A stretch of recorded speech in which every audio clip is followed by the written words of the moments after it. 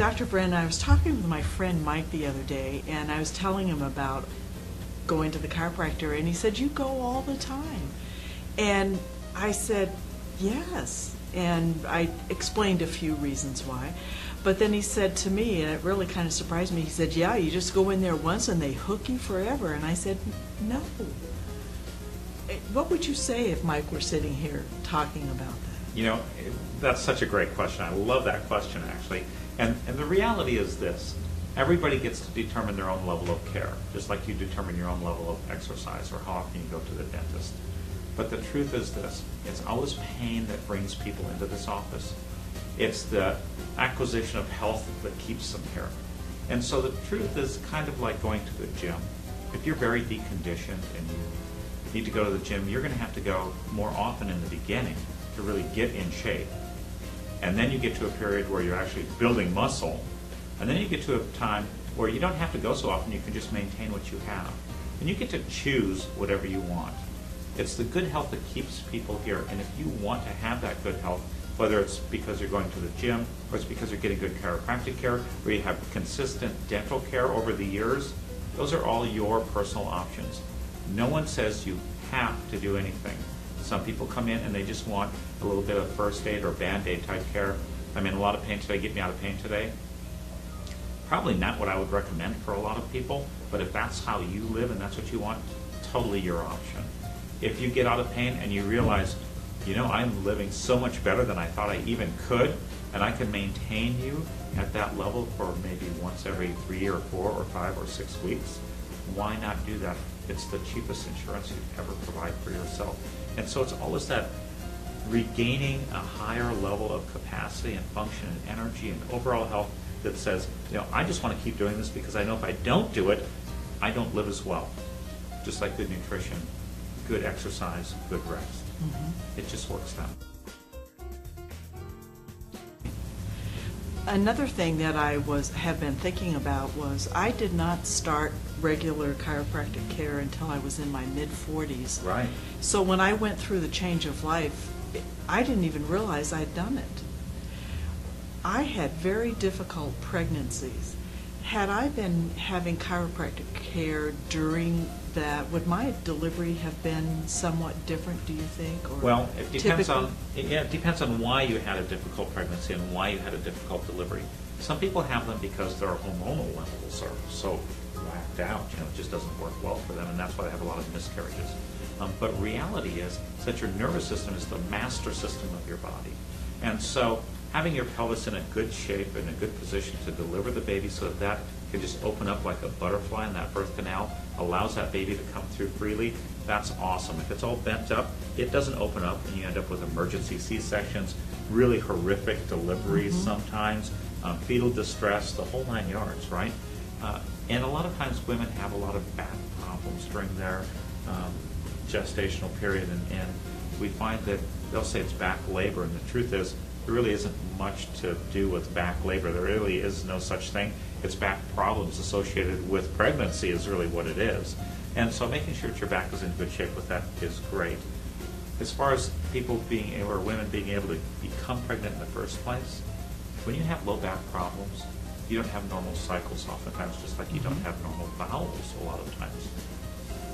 And so what happens is they have a difficult time really holding on to that pregnancy. And getting that to work well really helps tremendously. And just being in good shape and in good balance is really what it's all about. Most of the time I will see women throughout their pregnancy every few weeks, and then a month before they deliver, we'll see them once a week and make sure everything's really, really right. And bam, their deliveries are so much better. Then I have moms tell me all the time, I'm on baby number 3 and the first 2 are just terrible. I never had any chiropractic. And when they got the chiropractic, baby number 3 was like baby highway. And we expect them to get easier as the time goes on, but there'll be a drastic difference. And it's fantastic.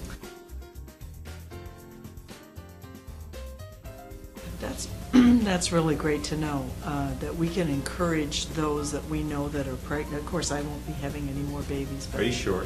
Yes, okay. Certain.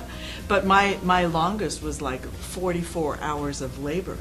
And had somebody been loving enough to me to say, you need to get in there and get chiropractic care so that that makes that part easier. It's worth that. Exactly. And you know, when it's 44 hours of labor, another aspect of this really is that that baby undergoes a tremendous amount of stress. Mm-hmm. And usually, and I'll just ask you this, the child you had that was 44 hours of labor, was it kind of a fussy baby through its infancy at all or anything, or is it a real easy baby? My first one was like cried for the first 3-4 months.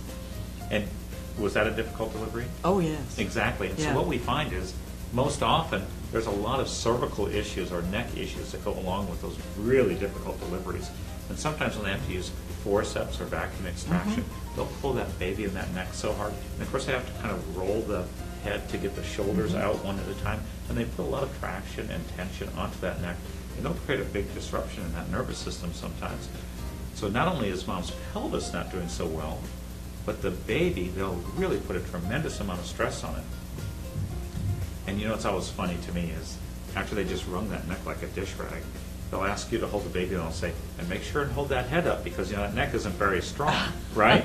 And I always think that's such an oxymoron that they're telling you that after they really went through such gyrations and getting that baby out of the canal. So that's why it's really good then once the baby is born to bring him in or he or she in and have an adjustment right away. Know, children in chiropractic, I could talk for 20 minutes on this video about that. But the reality is, if that cervical spine is misaligned and subluxated, that baby's function will be so far off that oftentimes when moms bring those babies in, and let's say they're 3 or 4 months old, and they've been colicky the whole time, just like yours was, and we start adjusting them, they'll say almost immediately, my God, this is like a different baby. It goes down to sleep at night the way it's supposed to.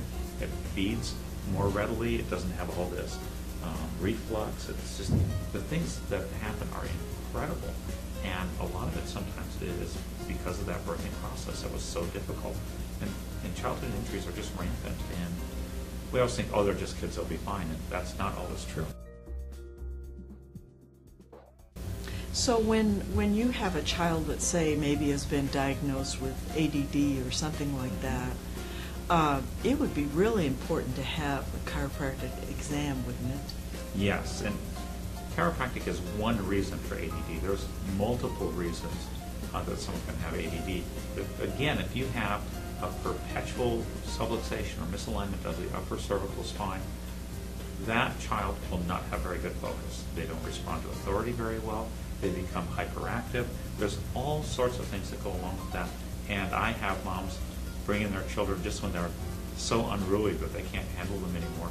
And chiropractic really settles them down.